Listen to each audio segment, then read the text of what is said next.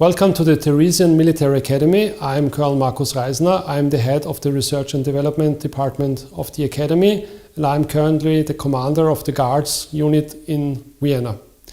Today in our brief we will have a look at the war for Ukraine, and we will have a look at the first lessons identified and the next challenges we might expect or might see in the next weeks and months to come. It's day 324 and it's an update of the conflict. It's important to understand that all my assessment is located within a system of coordinates, which is defined by different domains. So we have the space domain, the air domain, the maritime domain, the land domain, and of course the cyber and the information domain. So what we can see is that all in these different domains things are happening, and all these are interacting within each other.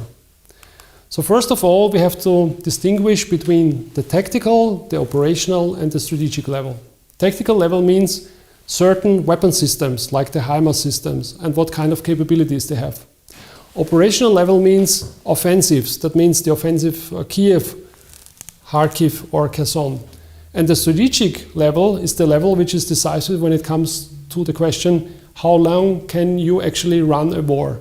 So in that certain case, for example, the attacks from the Russian side on the critical infrastructure of Ukraine. So let's start with the tactical level. We know that in 2014 the Russians invaded Ukraine by using the system of the battalion tactical group. They did the same in February 2022, but the problem was that those structure wasn't sufficient enough to attack further into the depths of the country. The biggest problem was the lack of infantry. On the other side, the Ukrainians were using very sophisticated techniques and tactics, and they were using also modern weapon systems like drones or certain types of artillery ammunition, which inflicted high losses on the Russian side. So it's important to understand that the tactics, techniques and procedures are decisive when it comes to the tactical level.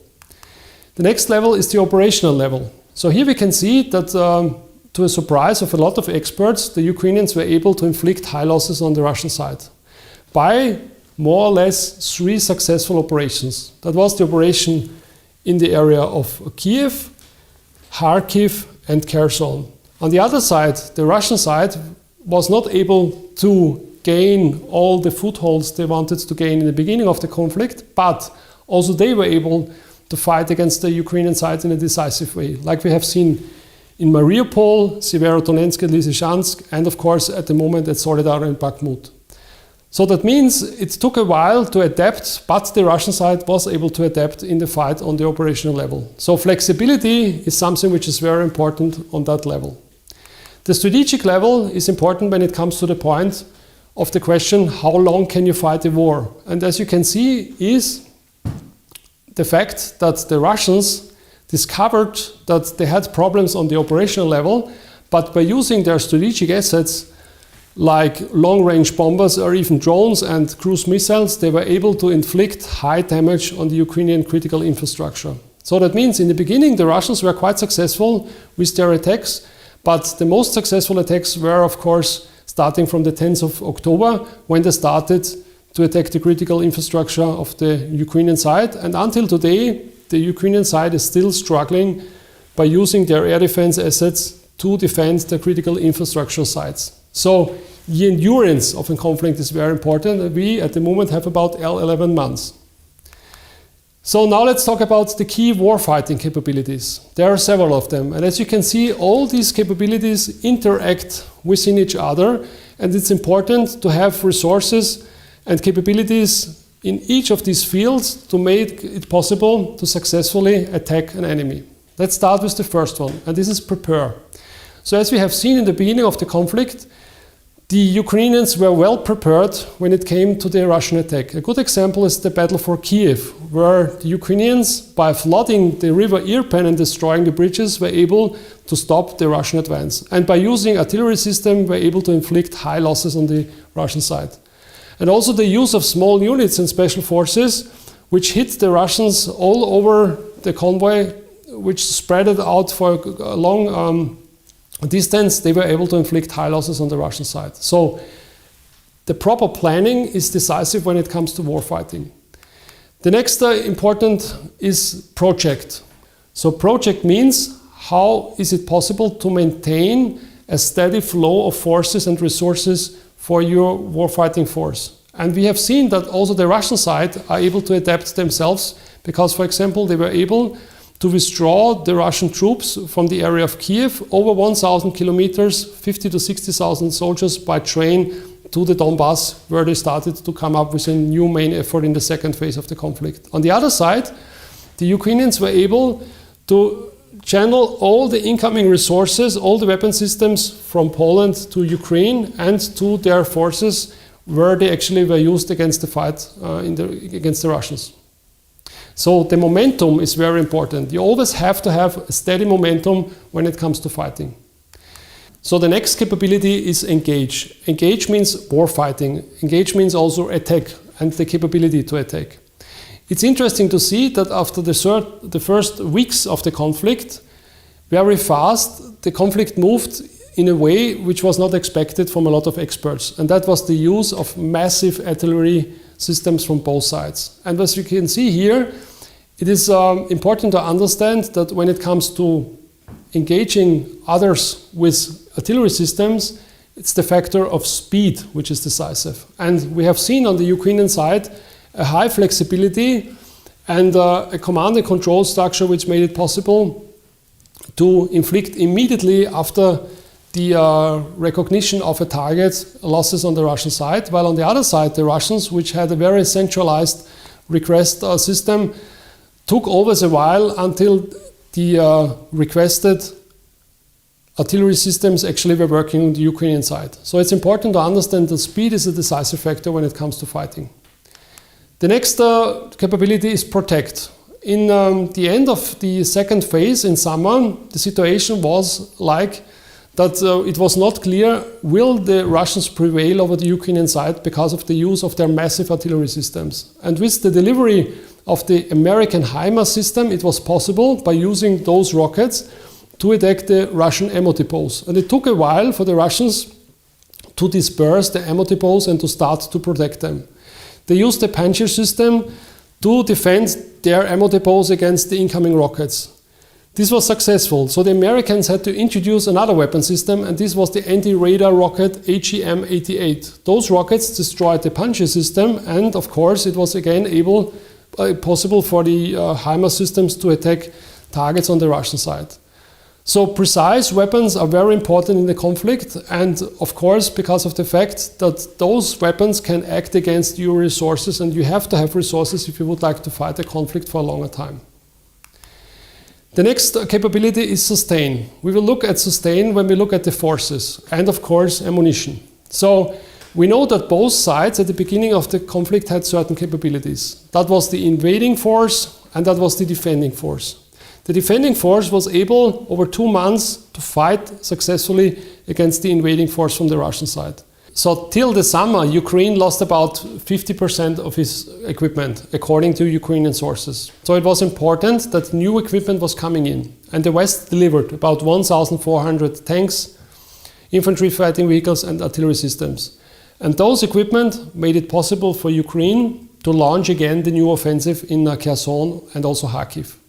So that means Ukraine received a lot of equipment which made it possible for it to attack further. On the other side, the Russians also had high losses, but also here they were always able and capable to fill in their gaps by bringing in new resources from Russia. And also, of course, when we look at the ammunition, we can see that the resources the Russian side has obviously is quite bigger than the Ukrainian side. It is said that the Russians have about 17 million artillery rounds. 7 million of them they used during the fights in the last months. They can produce about 3.4 million a year, so that means there is enough available for the next weeks and months to come to fight against Ukraine. Let us now talk about inform. Inform means especially intelligence. It's important to understand that immediately after the beginning of the conflict, the US and also the NATO started to assist the Ukrainian side by providing intelligence. It was this intelligence which made it possible to attack the command and control positions of the Russian side and inflict high losses on the Russian generals. That means the Russians were not only lacking infantry, but they also had high losses which of course affected their way of warfighting. On the other side, the Ukrainians, by using several thousand drones, were able to have a very good situation awareness. And it was not only that those drones were used to target certain assets of the Russian side, but they were also used in an armed way to drop ammunition and, of course, to inflict damage on the Russian side. So we can conclude that actually the term intelligence is the most important of all the different capabilities, because it is decisive to understand where is the enemy and where do you have to use your resources to attack and hit the enemy. Now let us talk about consult, command and control. So we can see that there are two things which are important here. First of all, it is the way to lead troops and leadership. And the other one is, of course, communication. We know that the Ukrainians, by using Starlink, were able until today to communicate in a very fast and successful way. And we also know that the way the Ukrainians were trained in the last years and trained their soldiers was very successful, because they understood that mission command is a very, very important leadership asset. On the other side, the Russian leadership is working very centralized. So it's always taking a while until situational awareness from the ground actually reaches the higher level.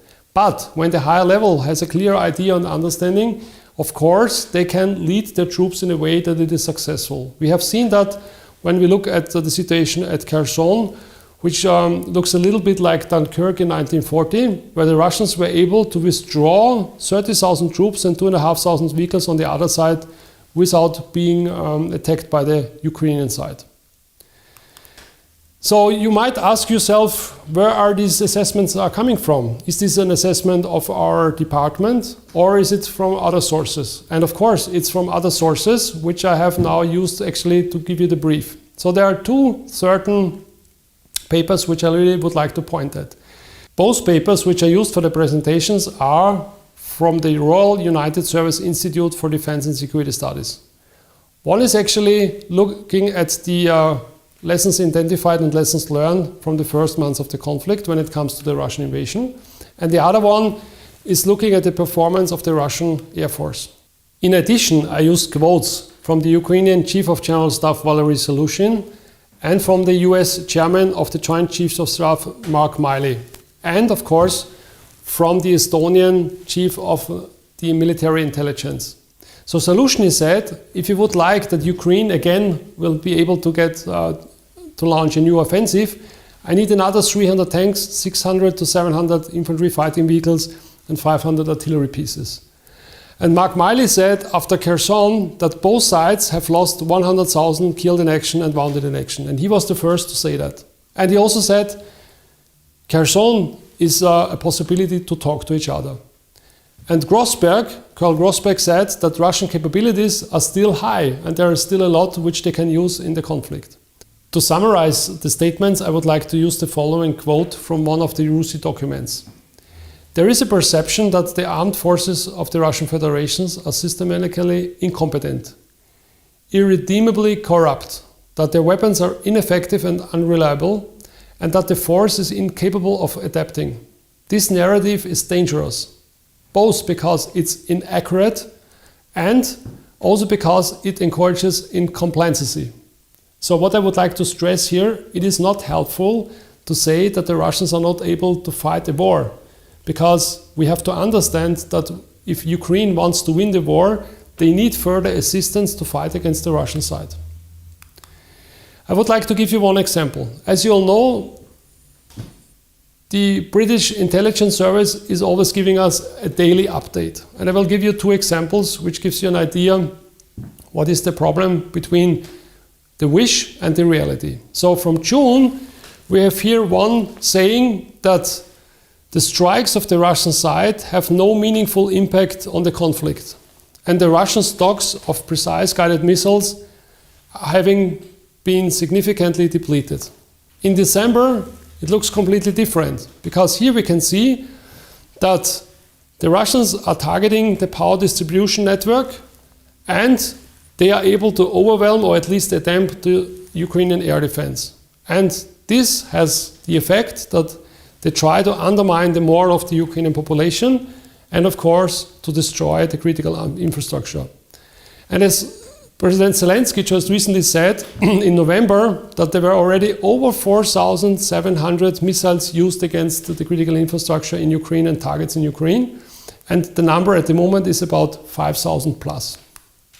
And while we are discussing the capabilities of the Russian side, the Russian military is trying to influence us by dominating the information domain. And what they do is, by using a lot of different media outlets and of course social media, they try to contribute to a fog of war, which make it very difficult to understand the current situation, the conflict.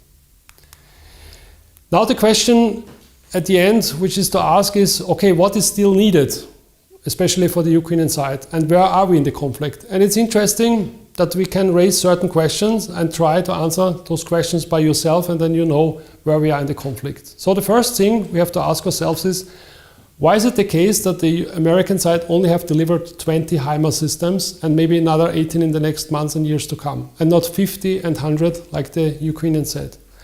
Why have the American side not delivered fighters like F-16 or even A-10 Warthog? And why they haven't delivered any ATACMS, so that means missiles with a longer distance and range? On the other side, they delivered already a Patriot battery, and also the Germans will deliver one. But 2 Patriot batteries are not enough to defend the airspace of the Ukrainian side against the strategic attacks of the Russians. And one thing which is heavily discussed is the delivery of heavy weapons like tanks and infantry fighting vehicles. And of course, as we know from the statements of the last days, the Americans will deliver 50 Bradleys and the Germans 40 Marder infantry fighting vehicles. And of course, the British said already they will deliver 10 Challengers, and maybe also the Polish and the Finnish will deliver another 20 Leopard tanks. But now let us compare once again what has General Soluzhny said and what are these numbers telling us about the situation. So General Soluzhny said, I need 300 tanks, 600 to 700 infantry fighting vehicles and 500 artillery systems. And now we have here 30 tanks and about 90 infantry fighting vehicles. So you can see there is a difference between those numbers. So what's next? On the tactical level, it's important to understand that the Russians try to bring in more and more forces. They try to bring the reserve forces in a way that they actually can use them along the whole front, especially in a defense posture. So we can see that more and more Russians are forces coming in. On the other side, we still see that there are gaps when you compare the number of tanks, armored vehicles and even artillery systems, and that Russia still tries to bring in as much as possible. So that means it is clear that Ukraine needs more equipment to counter these Russian attacks on the tactical level. When it comes to the operational level, it's important to understand that all the equipment which is coming in will be used by the Ukrainians to form 2 core size elements, one in the area of Poltava and the other one in the areas of Dnieper and Zaporozhye. The one core, after staging, is the one which might attack direction Kremina and maybe cut off the supply lines which are coming in from Russia into Donbass. The other core element might attack from Zaporozhye area direction Melitopol in connection with an attack on the strategic important bridge over the Kerch Strait.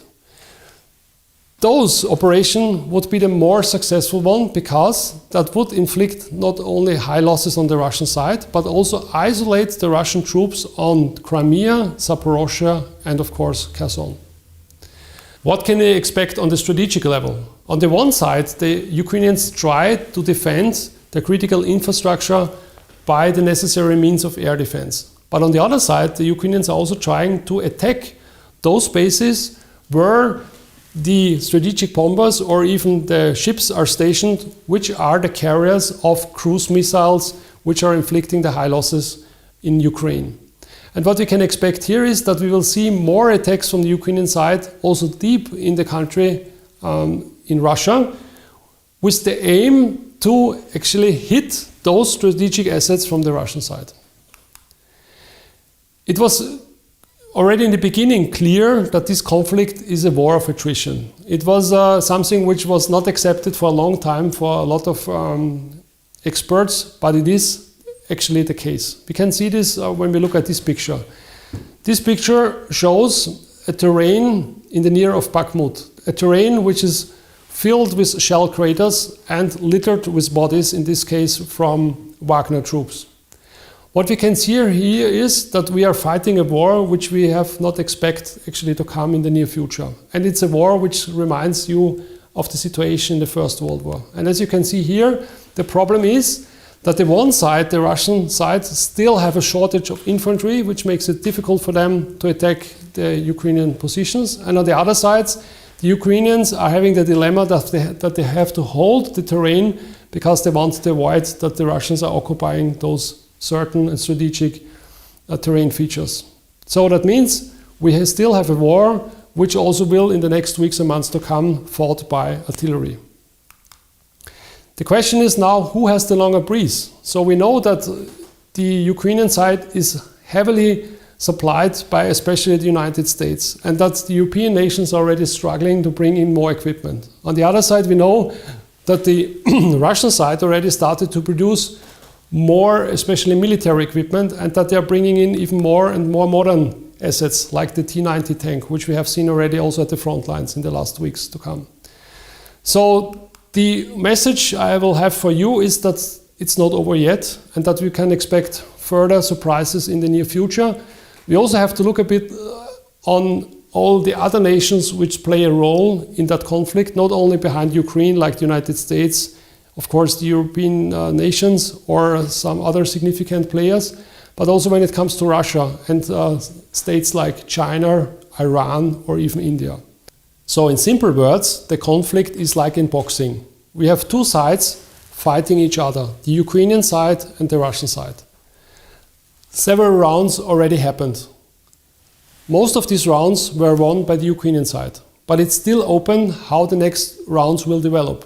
Will there be a knockout in the near future, or will there be any other surprises? Will the Russians stand also the next rounds? Those are the questions we have to answer in the next weeks and months to come. That concludes my briefing for today. I would like to say thank you very much for your attention. And at the end, and of course at the beginning of this year, I would like to say let's hope for a quick resolution of this conflict.